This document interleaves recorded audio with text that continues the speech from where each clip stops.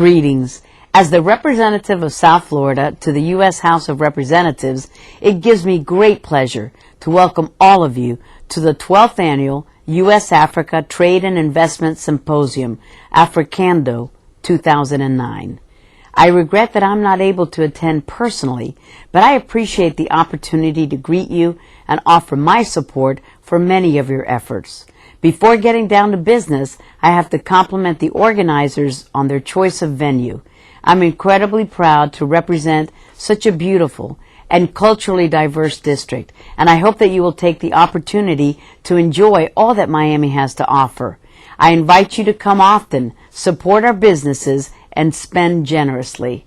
As you all know, United States engagement in Africa currently is at an all-time high.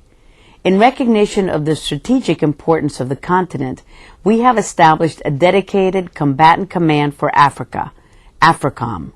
We have committed billions of dollars to fight the scourge of HIV/AIDS, malaria, TB, and other infectious diseases that threaten to obliterate an entire generation of Africa's most productive citizens.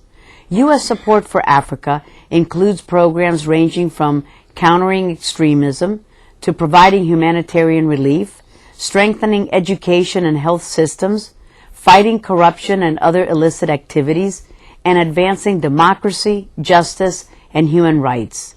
Yet we all know that the key to Africa's development is not aid. To truly unleash Africa's potential, we need to encourage trade and investment. The Africa Growth and Opportunity Act, AGOA, has served as an important vehicle to enhance U.S.-Africa trade relations. Unfortunately, some African nations are not fully realizing the potential benefits of AGOA. Closing the development gap is not merely an act of philanthropy, it is a national security imperative.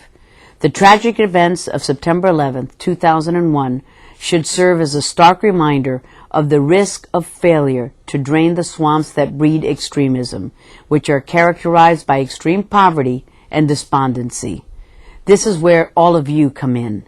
Your efforts to expand access to practical, resource-efficient technologies that will promote rural development in Africa may help narrow the technological divide.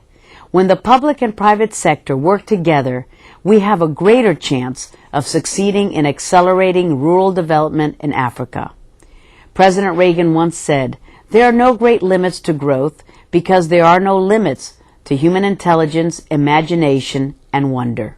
So think big, AfrICANDO delegates. The rewards will be limitless. I'd like to thank Tony and Fred from the Foundation for Democracy in Africa for their steadfast efforts to make this annual event a success, and for giving me the opportunity to speak to you today. Thanks again for your efforts, and I wish you all great success.